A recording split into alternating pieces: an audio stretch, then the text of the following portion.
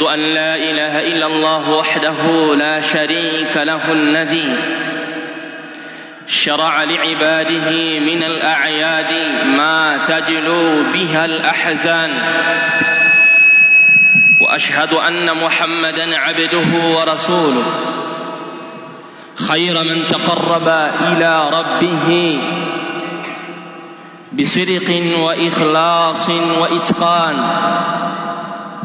ما سبحت الخلائق لربها المنان، وعلى آله وصحابته أئمة الهدى والإحسان، وعلى التابعين لهم إلى يوم تشيب فيه الولدان. أما بعد، فإن أصدق الحديث كتاب الله، وخير الهدي هدي محمد صلى الله عليه وآله وسلم، وشر الأمور محدثاتها، وكل محدثة بدعة، وكل بدعة ضلالة، وكل ضلالة في النار.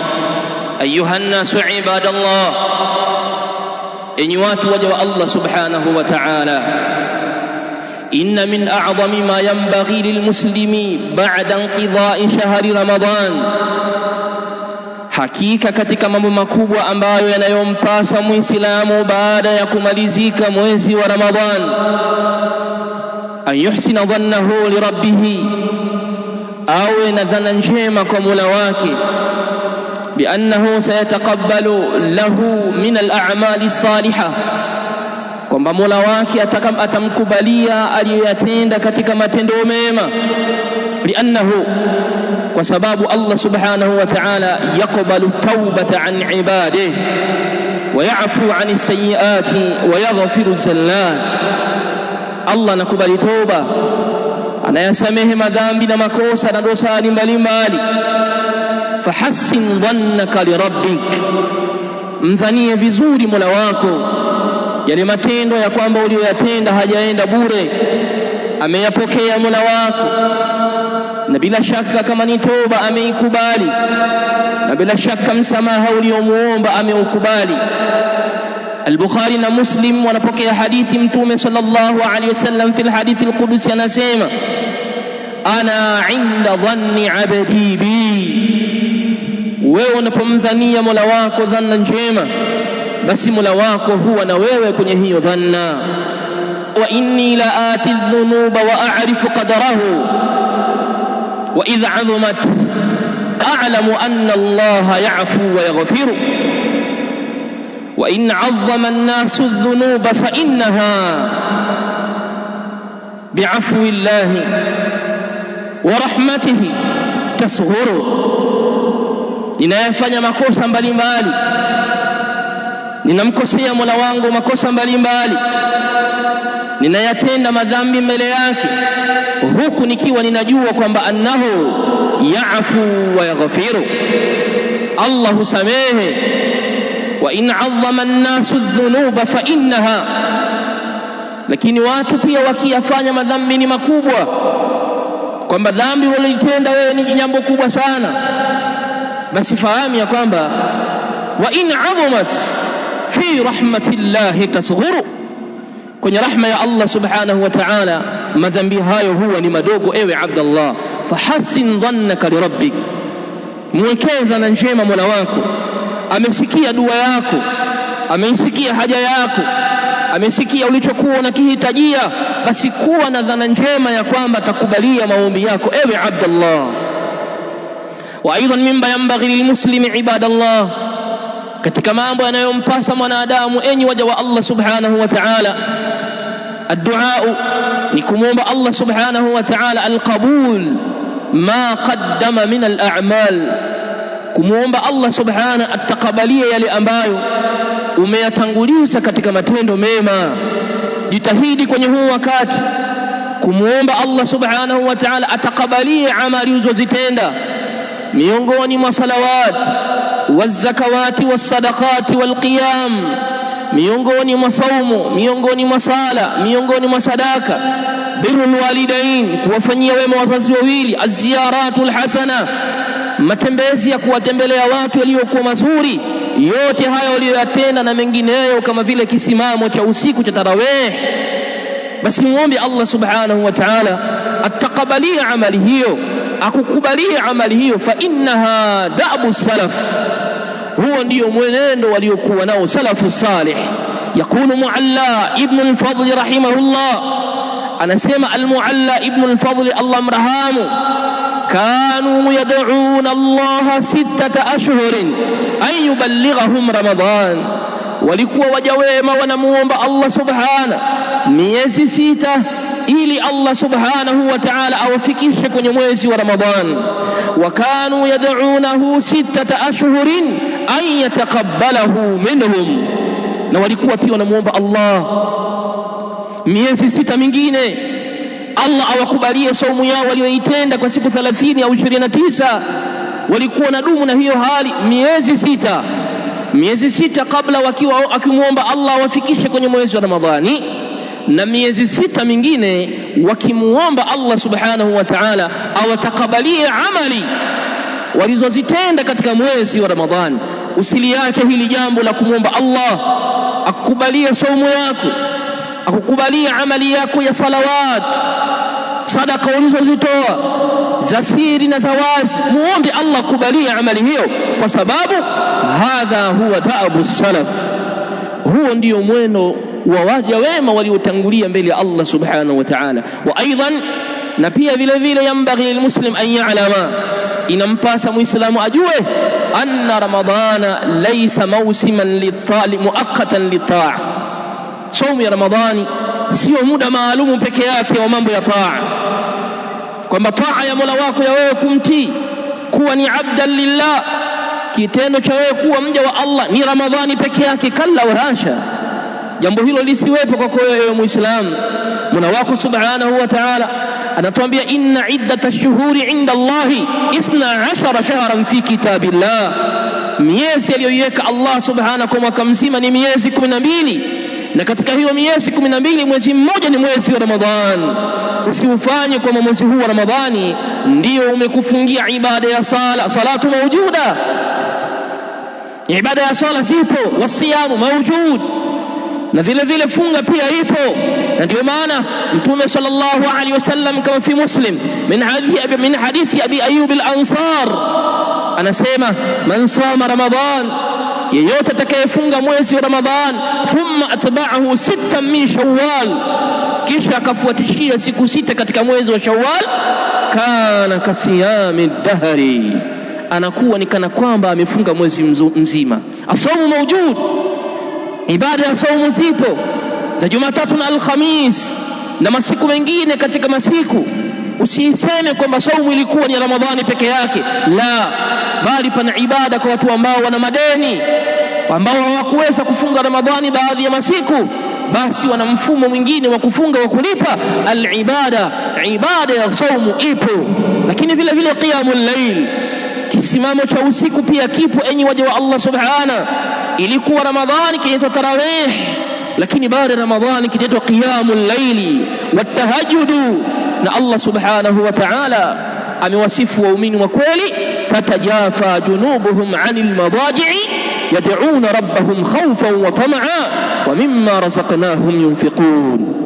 Yani waja wa Allah subhanahu wa ta'ala, tukiwa katika siku hii ya Eid adhim ya Eid al-Fitri, tunawakumbusha pia wakina mama ya kwamba Mtume wenu sallallahu alaihi wasallam ametufundisha na amewafundisha wakina mama katika siku ya Eid, tasaddaqna, wakithirisha kuitoa sadaka, kwa sababu Mtume anasema fa inni ra'aytukunna akthara ahli an-nar, mimi nimekuoneni ni watu wengi wa motoni, nimekuoneni ni watu wengi wa motoni. Kwa wakina mama, hala mafundisho ya Mtume wenu yamejikita kwenye jambo la sadaqat. Kithirisheni mlango huu, ndani yake pana barakat, pana futuhat, pana mambo mengi yanafunguliwa biidhni Maula jalla jalaluhu. Lakini pia enyi waja wa Allah subhanahu wa ta'ala, tambueni ya kwamba leo hii siku ya Eid al-Fitr, Eidukum mubarak, imekutana na Eid ya usbu' na Eid ya wiki indana fil madhhabi, katika katika madhhabi ya Imam Malik rahmatullahi alayhi, salatul Eid hukmuha sunnatun muakkada. Swala ya Eid tuliyoiswali kwenye madhhabi ya Imam Malik ni sunnatun muakkada, ni sunna iliyokokotezwa. Na amma salatul Jum'a fahiya fardhun ain, yenyewe ni faradhi ya kulazimisha. Ya ayyuhalladhina amanu idha nudiya lis-salati min yawmil jum'a fas'au ila dhikrillah. Kwa madhhabi ya Imam Malik, aliyehudhuria salatul Eid, basi kwa kuhudhuria salatul Eid bi sunnatin li'annaha sunnatun muakkada, basi pia anatakikana ayhudhurie salatul Jum'a. Wallahu tabaraka wa ta'ala a'lam. Alhamdulillahi ala ihsani wa shukru lahu ala tawfiqihi wa imtinani, wa ashhadu an la ilaha illa Allah ta'ziman li sha'ni, wa ashhadu anna Muhammadan 'abduhu wa rasuluhu ad-da'i ila ridwanihi sallallahu alayhi wa ala alihi wa sahbihi ajma'in. أما بعد عباد الله، أخرج الإمام مسلم في صحيحه من حديث أبي هريرة رضي الله عنه. إمام مسلم يبكي حديث أبي هريرة كن صحيحك حديث أبي هريرة. متوم صلى الله عليه وسلم نسيم: أتدرون ما المفلس؟ إنما صحابة منفهمني ناني ألي فلسيك؟ قالوا وكسيما: المفلس فينا من لا درهم له wala mataa. Aliyefilisika ni yule ambaye asiyekuwa na dirhamu wala asiyekuwa na vitu vya nyumbani vya starehe. Almuflisu fina man la dirhama lahu wala mataa. Faqala, mtume akasema: innal muflisa min ummati, hakika aliyefilisika katika umma wangu, man yati yawma alqiyama, ni yule atakayekuja siku ya kiyama, bisalatin wa siyamin wa zakat, atakuja na mrundo wa swala, atakuja na mrundo wa saumu mbalimbali, atakuja na mrundo wa ibada za zakawat. Matendo hayo yote idham wa dhikham, matendo yote hayo makubwa ya sala na saumu na zakat. Lakini pamoja na hayo, wayati qad shatama hadha, atakuja wakati huo huo akiwa na hayo matendo makubwa, amemtukana fulani. Wa qadhafa hadha, na amemsingizia uzinifu huyu. Wa daraba hadha, na atakuja pia alimpiga fulani. Wa safaka dama hadha, na pia vile vile atakuja siku ya kiyama ameimwaga damu ya fulani. Fayukhadhu min hasanatihi, kisha yatachukuliwa matendo yake mema. Fayuta, kisha watapewa wale ambao aliowafanyia haya. Fa in faniyati hasanatu, mema yake yakimalizika huyu bwana, ukhidha min sayiatihim faturihat alayhi, yatachukuliwa yale maovu ya watu wale na atatupiwa yeye. Thumma turiha fi an-nar, kisha yeye atatupwa ndani ya moto. Enyi waja wa Allah subhanahu. Hadithu Imam Muslim min hadithi Abi Hurairah.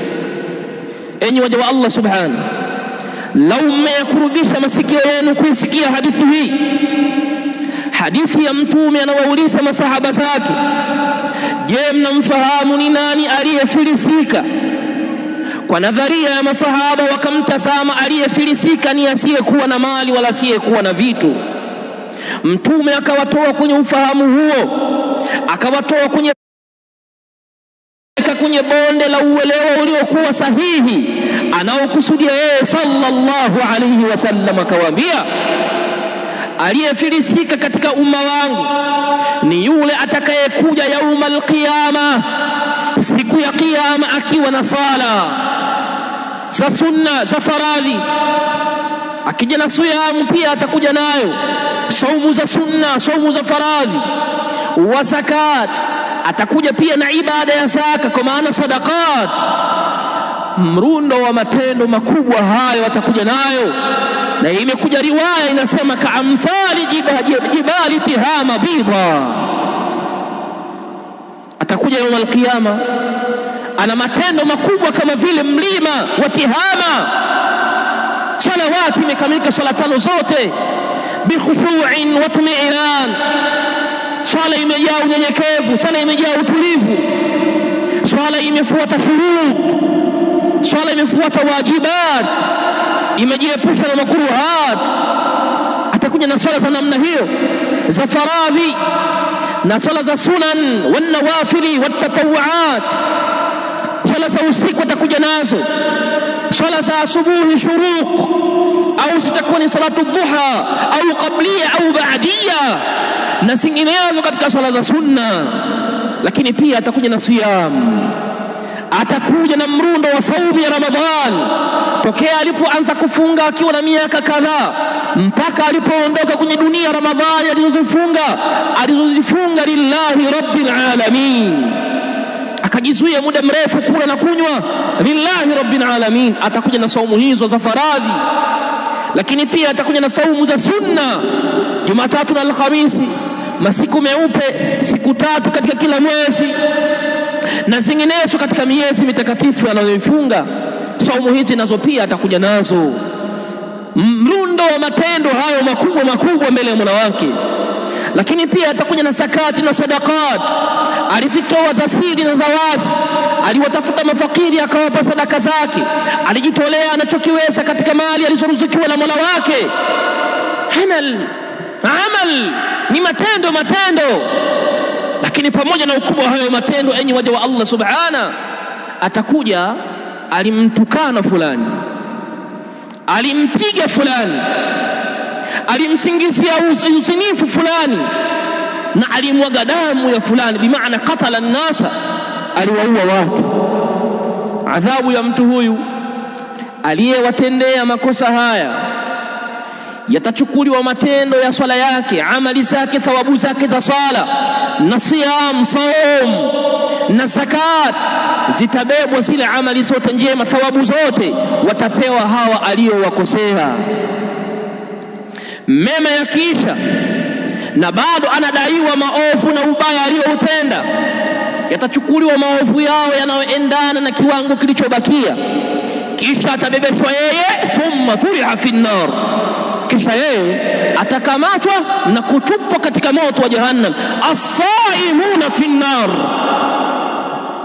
kuna watu waliofunga lakini hum fi an-nar, wamefunga lakini hum fi an-nar, kutokamana na makosa kama haya ya kutukana watu, ya kuwasingizia uzinifu watu, ya kumwaga damu za watu. Lakini sio hivyo, watu hawa pia wamepiga watu bila hatia. Ndugu zangu, antaqilu bihadaratikum sharifa hadhi, na kuhamishani kidogo kuizungumzia hadithi hii kwenye hichi kipengele. Nchi ya Irani kabla ya kuingiwa na maingilio haya ya Ismailu Safawi, aliyeingia kwa sura ya sunna kwenye nchi ya Iran, nchi ambayo ilikuwa imejaa ulama min ash-Shafi'iyya wal-Hanafiyya wal-Malikiyya, al-Imam ash-Shirazi, al-Imam al-Asbahani na wengineo katika maimamu dhikham, maimamu wakubwa wametoka katika mji wa Irani. Na miaka hiyo ya nyuma ulikuwa ni mji ambao yusharu ilaihi bil banan, ni mji unaoashiriwa kwa vidole, ni nchi inaashiriwa kwa kheri, inaashiriwa kwa mazuri. Al-Imam Shirazi Shafi'i, hili bahari la elimu, al-Imam Shirazi hadha min Iran, anatokea katika nchi ya Iran, Furs. Hii ni miaka ya nyuma sana, mpaka mwaka 1900 na kitu, mpaka mwaka 1090 na alipokuja kuingia bwana mmoja aitwaye Ismailu Safawi, akauleta utawala wa Safawia katika nchi ya Iran. Mwanzo wa historia yake alikuwa ni Sunni, kwa sababu kipindi hicho utawala ulikuwa ni utawala wa Dawlatul Uthmaniyya, utawala wa Uthmani Empire uliokuwepo Uturuki kabla ya kuharibiwa na Ataturki alayhi min Allah ma yastahiqu. Ismail Safawi aliingiza katika nchi wa Irani, akaanza harakati polepole, wa adkhala at-tashayyu'a fi Iran, akaingiza ushia katika nchi ya Iran, akaanza kunyanyua sha'nu ahla bait, rasulillah, akaanza kulianyua jambo la familia ya mtume sallallahu alaihi wasallam, na pia vile vile wayuhinu amra sahaba, na akaanza kulidogosha jambo la masahaba wakina Abu Bakar, wakina Umar, wakina Uthman, wakina Talha na wengineo. Sumu hii imekuja kuzaa watawala mbalimbali mpaka huyo aliyeondoka Ayatullah al-Khumaini alayhi min Allah ma yastahiqu. Ndugu zangu, tunazungumza historia hii wa nahnu ala dhukrin, tukiwa na kumbukumbu zilizokuwa thaqiba tunayaona yanaendelea kwenye ulimwengu wa leo hii. Msije mkaisahau historia hii. Ismailu Safawi ili kupata nguvu katika nchi ya Iran, katala ulama, aliua wanawachuoni, alibadilisha madarasa mbalimbali ya kielimu. Utawala wake na waliokuja baada yake walibadilisha Irani na kuwa ni biladu tashayu'i, ay biladu al-majusi, ni nchi ambayo imejaa umajusi wa kishia. Mashafii waliokuwemo ima waliuliwa, ima wengine walikimbia nchi. Mji ukabakia tahira, ukabakia msafi bitashayu'i. Waliokuwa watu wa sunna wakauliwa katika nchi ya Iran. Na mimi ninakupa challenge ndogo tu, ninakupa challenge ndogo tu kwa wakati huu.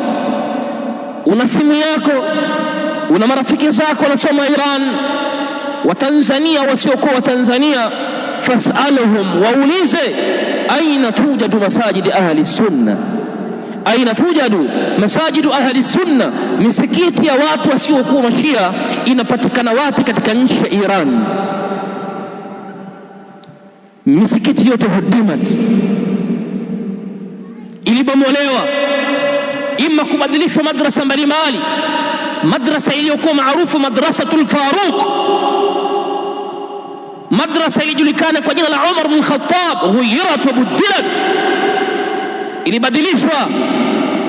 Na wakati mwingine walibomoa ukuta wake wa mbele na wakalifuta jina lililokuwepo pale. Hawataki kusikia jina la Umar bin Khattabi katika nchi ya Iran. Walihadha, na ndio maana mnawasikia al-Iraniyun hinama yasiluna ila al-Kaaba, pindi wanapofika kwenye Kaaba, ile Kaaba al-musharrafa, wao wanapofanya tawafu wanasema Allahumma il'an sanamai Quraish, ewe Allah yalaani masanamu mawili ya Quraishi, Abu Bakar na Umar. Hawa watu hawa walipoweza kumakinika kwenye nchi yao ya Iran, mmoja ya siasa walioitumia ni kuwasomesha vijana wao elimu ya kiulimwengu, kwa sababu target ya kishia na kiiran ni kuitawala jaziratul Arab, yani zile nchi zote za Kiarabu unazozijua wewe. Makusudio ya Muirani, nuktatul intilaqi ya mwanzo, ni zote ziwe tahta saitarati, aweze kuwa juu ya hizo nchi zote. Alitoa nguvu kubwa sana na mali kuwasomesha, aliwasomesha, na ndio hawa mnawasikia leo Irani ni nchi inateteresha dunia kwa silaha. Ndugu zangu, inna tarikha yaudi, historia inarudi. Haula ndani yamo kuna Shi'atu Ithna Asharia wa Shi'atu Jaafaria na wengineo wa Ismailia na wengineo. Ndani kuna makundi mengi sana ndani ya nchi ya Iran. Ukitaka kumjua mshia vizuri, nenda kasome vitabu vikubwa vya kishia ambavyo wao wanavyo, wameviandika maimamu wao wakubwa, wakina Al-Qummi, wakina Al-Kafi na wengineo. Kasome siri ya Shia. Nimaliza kwa kusema vita tunayoisikia leo hii duniani, almuslimu ala hayara, muislamu wa kweli anagagazika wapi aende. Sheikh Adil Sayyid hafidhahu Allah ta'ala min ulama al-Azhar al-Sharif wa huwa hayy yurzaq. Sheikh Adil Sayyid kabla ya wiki mbili zimepita nyuma hapa amelizungumza jambo hili kwa maandishi mazuri sana.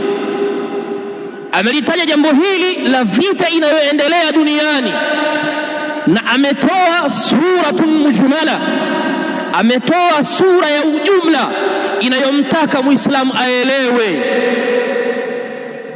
Ndugu zangu, anasema shekhe, vita iliyopo hivi sasa ni harbun siyasiya, ni vita ya kisiasa na wala sio vita ya kidini. Je, nyinyi mnaokaa katika hii dunia mlishawahi kusikia anna al-Irana, kwamba nchi ya Irani tahkumu bikitabillah? Mlishawahi kusikia Irani mwizi akiiba na katwa mkono? Mlishawahi kusikia Irani mtu aliyezini kupigwa mawe? Mlishawahi kusikia Irani mnywa pombe apigwa bakora 40? Mlishawahi kusikia nchi ya Irani hududul Islam tutabaq, sheria za Uislamu zinatekelezwa, na inaitwa Jumhuriyya Islamia tu, na inaitwa Jamhuri ya Kiislamu ya Kiirani? Mlishawahi kupita kwenye magazeti yenu huko, kwenye masimu yenu huko, mmeshawahi kupita mkaona Irani leo hii wamemhukumu mwizi kwa kumkata mkono, au mzinifu amepigwa mawe? Au mlishawahi kuona chochote katika alama min sha'air islami turfa? Lakini ndugu zangu, nawaambieni, hawa ndio watu ambao yakdhifuna aswaja nabii sallallahu alaihi wasallam. Hawa ndio wanaomtusi na kumsingizia uzinifu mke wa mtume na wake wa mtume sallallahu alaihi wasallam radhiyallahu anhum. Wala mwisho wanamuita Aisha ni malaya. Bali hawa ndio watu ambao vitabu vyao vinathibitisha ya wazi kwamba utupu wa mtume utaingia motoni kwa sababu umeingia katika utupu wa baghia. Hawa ndio ambao wanamkufurisha na kumkufurisha Umar bin Khattab wa Uthman wa Abu Bakar. Lakini hawa ndio ambao wamewaua ndugu zetu wa nchi ya Iraki. Nyinyi wote mna ushahidi wa wazi. Muirani alidumu na mapambano na Muiraki Saddam Hussein kwa takriban miaka 8. Hakuweza kumuondosha Saddam Hussein mpaka alipotumia mbinu za kuingiza ushia ndani, ndio ikafikia irtihal kuuliwa huyu Saddam Hussein. Mnaifahamu Iraki leo hii? Mnaitambua Iraki leo hii, enyi waja wa Allah subhanahu? Iraqun shi'i, Iraki ni nchi ya kishia leo hii. Tastabahu fiha almuharramat, mambo ya haramu mbalimbali yanahalalishwa. Liwati ndani ya Irani ni kitu cha kawaida. Mwanaume kumwingilia mwanaume au mwanaume kumwingilia mtoto mdogo wa miaka 3 4 ni halali, na haya ameyataja Musa katika kitabu chake Lillahi Thumma Litarikh. Ametaja historia ya Khomeini alipomzuru mmoja katika wanafamilia na akaamua alale katika nyumba yake, lakini akamuomba usiku alale na binti yake mdogo wa miaka 3. Musa Safawi na Musa anasema, nilikuwa ninamsikia mtoto anapiga kelele chumbani, na alipotoka Al-Khomeini akaniambia, je, unaonaje mut'a ya kustarehe na mtoto mdogo? Hadha Sheikh akamwambia, anta al-imam, wewe ndiye imamu, wewe ndiye hujjatullah, wewe ndiye hoja ya Allah subhanahu, wal qawlu qawluk. Akasema inajuzu kustarehe na mtoto mdogo muda wa kuwa hautomwingilia. Kadhab! Hawa ndio wanaohalalisha haya mambo. Na sisi tunasema pia hawa ndio ambao wanaotukana masahaba zetu. Wanasema Abubakar Siddiqi Allah amlani, hali yakuwa ni roho ya ahli sunna. Ahli sunna roho yao ni Abubakar Siddiq baada ya mtume, afdalun nasi ba'da al-anbiya, mtu bora baada ya manabii ni Abubakar Siddiq radhiyallahu anhu. Leo viumbe hawa wanamtukana Abubakar Siddiq matusi ya nguoni. Bali tumeshuhudia baadhi ya vitendo vinafanyika katika shule za hapa Dodoma. Katika maonyesho ya moja ya shule yao hapa Dodoma, wanawafundisha watoto picha ya punda ndiyo picha ya Abubakar na Umar, kisha kisha mwisho yote wanawafundisha namna ya kuwaua wale punda. Ndugu zangu, tunapoizungumza vita ya namna hii, Sheikh Adil Said anasema ni harbun siyasi. Akafafanua akasema, Marekani na Myahudi ni mtu na baba yake, yani ni baba na mtoto. Kusudio lao ni kuimakinisha Israeli iweze kurudisha mipaka yake yote ya kuanzia mto wa Furat mpaka katika mto wa Nili. Marekani anampa nguvu Muisraeli ili Muisraeli arudishe mipaka iliyoporwa na iliyoondoshwa kwa Muisraeli ndani ya Qur'ani, wa qatta'nahum fil ardi umama. Allah aliwatawanya Waisraeli wote, aliwafukuza katika mji wao. Sasa Marekani anachokifanya ni kuipa nguvu Israeli kwa sura ya udanganyifu, ili Israeli iweze kuitawala Palestina tena, ichukue Jordan na kwingine kokote mpaka ifike kwenye mto Furati Shamu huko juu, na mpaka yao iende ichukue mpaka Riyadh ya Saudi Arabia, iwe ni nchi ya Iran, iingie mpaka Misri. Yote hii ndio inaitwa Dawlatu Israiliya au Dawlatu Israil. Marekani anampa nguvu Muisraeli kwenye hicho kipengele. Na Muirani naye pale alipokuwa akishambuliwa na watu hawa, hashambuliwi kwa maana ya kushambuliwa eti ni kwa sababu ni Jamhuri ya Kiislamia, kuna sheria zinafuata huko ndani. Kalla, ni kwa sababu Muirani anapingana na mipaka hiyo, bali yeye anataka mipaka yote ya Jaziratul Arabi iwe kwake, yeye awe ndiye mwamba. Hataki kuona nchi yote ya Saudi Arabia, iwe ni Qatar au Bahrain, hataki kuona nchi yote ina nguvu zaidi ya yeye. Kisha baada ya kuzitawala nchi hizi na kumiliki silaha nzito, akiambia tukua hivi iwe mahlan bana amina mahlan mawalina la tambishu bainana ma kana madfuna mahlan bani ammina an nahti athlatina siru ruwaidan kama kuntum tasiruna la tatma'u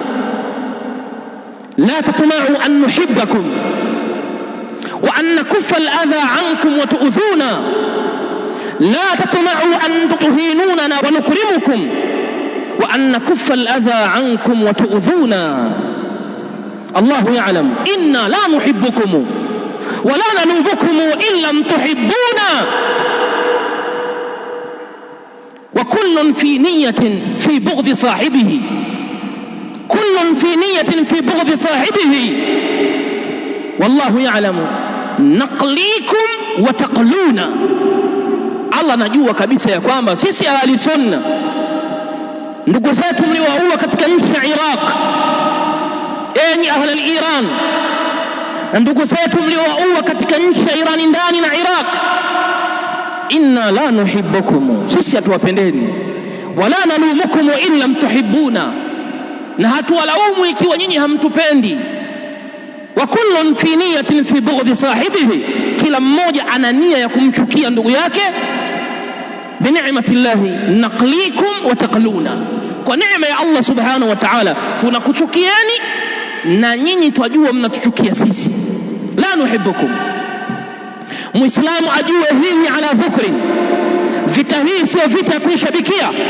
Dua ni kuomba Allah subhanahu an yuhlika aduwa, Allah aangamize maadui zake wote hao.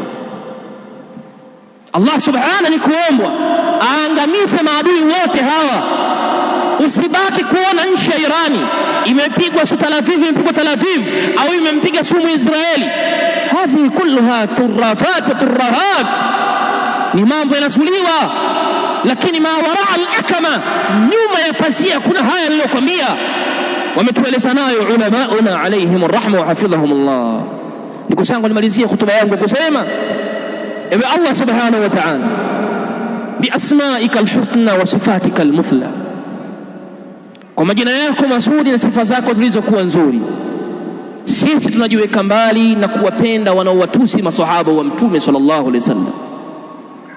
Tunajiweka mbali na watu ambao wanawatuhumu usinifu wakeze Mtume alayhi salatu wasalam. Tunajiweka mbali na watu ambao wanaisema Qur'ani tulionayo imebadilishwa na sio Qur'ani sahihi.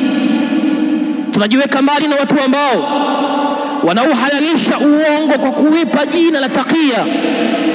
Tunajiweka mbali ya rabbal alamin na watu ambao lengo lao ni kuja kuwaua ahla sunna, na haya yamethibitika fi al-Iraq. Walipomakinika Shia fi Iraq, madha baada dhalik? Adhabh. Mnasimu nyinyi, tafuteni kitu kinachoitwa madhabihu ahli al-Iraq, mahala palipochinjwa watu wa Iraqi na walipochinjwa watu wa Iraqi. Nendeni mkaangalie. Kinachofuata mshia akitawala nchi yoyote, mshia akitawala mji wowote wa Kiislamu, kinachofuata ni dhabhi ahli sunna, ni kuwachinja wale wote wasiokuwa ahli sunna. Ukitaka salama yako ni uwe na yeye, na ukitaka amani zaidi ni kutangulia mbele ya Allah kwa kuuliwa. Kwa utajiweka mbele ya Allah subhanahu mbali na watu hawa ambao kazi yao ni kuwaua ahli sunnati wal jamaa bila kosa lolote. Lakini pia tujiweka mbali na hawa watu, tujiweka mbali na hawa watu, ewe Allah subhanahu wa ta'ala, wale ambao wanahalalisha jumla ya matendo ambayo wewe Allah subhanahu umeharamisha. Allahumma ruddana ila dinika maraddan jamila, اللهم ردنا إلى دينك مردا جميلا. اللهم انفعنا بما قلنا وزدنا علما. اللهم انفعنا بما قلنا وزدنا علما. اللهم انصر الإسلام والمسلمين. اللهم انصر الإسلام والمسلمين وأذل الشرك والمشركين. وأذل الشرك والمشركين ودمر أعداءك أعداء الدين. وصلى الله على نبينا محمد وعلى آله وصحبه أجمعين والحمد لله رب العالمين.